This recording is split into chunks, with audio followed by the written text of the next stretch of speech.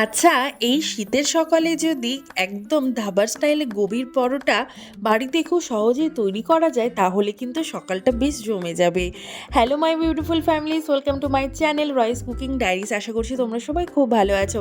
আজ তোমাদের সঙ্গে শেয়ার করব খুব অল্প উপকরণে খুব সহজেই বাড়িতে কিভাবে তৈরি করবে একদম ধাবা স্টাইল গোবির পরোটা। তার জন্য প্রথমে আগে আমরা আটার ডো তৈরি করে নেব। তোমরা চাইলে শুধু ময়দারও করতে পারো। এখানে আটা নিয়েছি, 1 মুঠোর মতো ময়দা দিয়েছি, সামান্য লবণ, দিয়েছি চিনি, দিয়েছি সূর্যমুখী তেল, দিয়েছি গোটা জিরে। তোমরা চাইলে কিনা এখানে জোয়ানও দিতে পারো। দিয়ে ভালো মতো ময়াম দিয়ে একদম সফট ডো তৈরি করে ঢেকে রেখে দেবো 30 মিনিটের জন্য।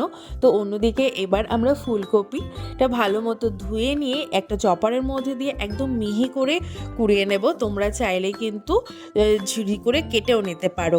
এর মধ্যে দিয়ে দেবো সামান্য একটু লবণ, তাহলে খুব তাড়াতাড়ি ফুলকপি থেকে জলটা কেটে বেরিয়ে আসবে। তো ফুলকপির মধ্যে সামান্য একটু লবণ দিয়ে মিক্স করে রেখে দিয়েছি। আর অন্যদিকে আবার চপারের মধ্যে একটুখানি পেঁয়াজ, লঙ্কা আর রসুন দিয়ে ভালো মতো কুচিয়ে নিয়েছি। এবার কড়াই সর্ষের তেল গরম করে গোটা জিরে আর হিং ফোড়নে দিয়েছি। তোমরা চাইলে শুধু নিরামিষ করতে পারো, সেক্ষেত্রে পেঁয়াজ আর রসুনটা তোমরা স্কিপ করে দেবে, সেখানে আদা আর কাঁচা লঙ্কাটা দেবে। তো আমি এখানে পেঁয়াজ রসুন দিয়েই করছি, যার জন্য কুচোনো পেঁয়াজটা দিয়ে যখন রসুনের কাঁচা গন্ধ চলে যাবে দিয়ে দেবে এবার ভালো মতো জল ঝরিয়ে নিয়ে ফুলকপি কোড়ানো। সামান্য একটু লবণটা দেবে, বুঝে শুনে দিও, যেহেতু ময়দার ডোতেও দেওয়া রয়েছে, তারপর লবণ দিয়ে মিক্স করা ছিল, তো একটু বুঝে দেবে। এবার একে একে সব শুকনো মশলাগুলো দিয়ে দেবো। যেমন দিয়েছি হলুদ গুঁড়ো, কাশ্মীরি লঙ্কার গুঁড়ো, আদা গুঁড়ো। আমি এখানে আদা গ্রেট করে দিইনি, আমি গুঁড়োটা দিয়েছি। তোমরা চাইলে আদা গ্রেট করে দিতে পারো। আর দিয়েছি সামান্য একটু ভাজা মশলার গুঁড়ো আর আমচুর পাউডার। তোমরা চাইলে চাট মশলাও দিতে পারো। হাই ফ্লেমে 1 থেকে জাস্ট 2 মিনিট ভেজে নিয়ে গ্যাসের ফ্লেম একদম অফ করে দিয়ে ধনেপাতাটা দেবে। তোমরা চাইলে ধনেপাতাটা স্কিপ করতে পারো। ভালো মতো মিক্স করে ঠান্ডা হতে রেখে দিয়েছি। এবার যে লেচি কেটে রেখেছিলাম সেটাকে ভালো মতো রুটির মতো করে আমি বেলে নিয়েছি। তোমরা চাইলে কিন্তু আমরা যেভাবে আলুর পরোটা করে থাকি বা ট্র্যাডিশনাল ওয়ে যেমন রয়েছে বাটি শেপ বানিয়ে না তার মধ্যে পুরটা দেওয়া, সেভাবে তোমরা করতে পারো। বাট আমি এখানে লিফাফা স্টাইল করছি, এতে কিন্তু খুব তাড়াতাড়ি হয়ে যায় আর হাতটাও মাখে না।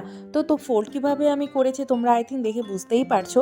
আর যে পোর্শনটা ভাঁজ রয়েছে সেই পোর্শনটা কিন্তু ব্যাক সাইডে দেবে, এতে কিন্তু পুর বেরিয়ে আসবে না।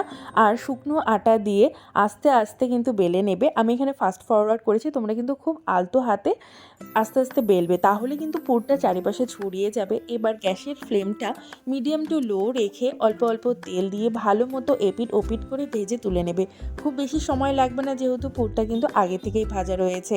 তো দেখো তৈরি হয়ে গেছে আমাদের গরম গরম গোবিকা পরোটা বা ফুলকপির পরোটা। বাড়িতে অবশ্যই একবার ট্রাই করো, খেতে কিন্তু ভীষণই ভালো লাগে।